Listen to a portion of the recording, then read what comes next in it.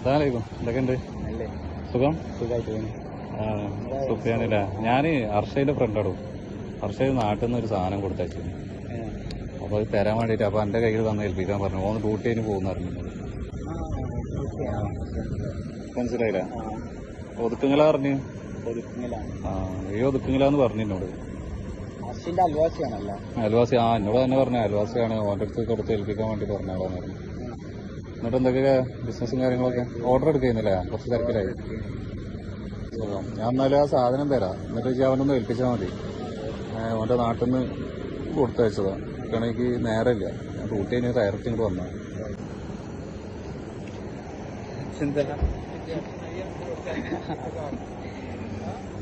എന്താന്ന് മനസ്സിലായോ? നാളെ ബർത്ത്ഡേ ആണ്. അപ്പൊ അഡ്വാൻസ്ഡ് ഹാപ്പി ബർത്ത്ഡേ. നാട്ടിൽ നിന്ന് കൊടുത്തിട്ടാ? നാട്ടിൽ നിന്ന് ആരാന്നുള്ള മനസ്സിലായി. ഒരു 2 ഗിഫ്റ്റും കൂടി തന്നിട്ടുണ്ട്. വേറെ ഉണ്ട്. അന്നെ വെറുതെ ഇവിടെ ഇരുന്ന് പറഞ്ഞിട്ട് എന്നോട്. ചെക്കന് ഗിഫ്റ്റ് കൊടുത്ത് കേട്ടാണ്ട് കൊന്നാളാന്ന് പറഞ്ഞു എന്നോട്. അപ്പൊ 2 കൂടി ഏൽപ്പിച്ചിട്ടുണ്ട്.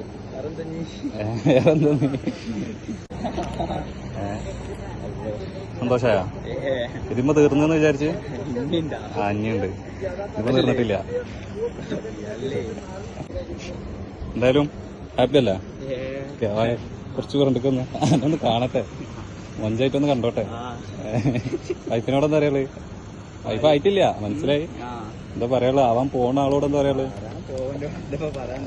താങ്ക്സ്. ഒരു എന്തെങ്കിലുമൊക്കെ ഒരു 2 വാക്ക് തന്നേൽപ്പിച്ചല്ലേ. സ്നേഹം മാത്രം. എന്തായാലും ഇൻഷാ അല്ലാഹ്. അസ്സലാമു അലൈക്കും.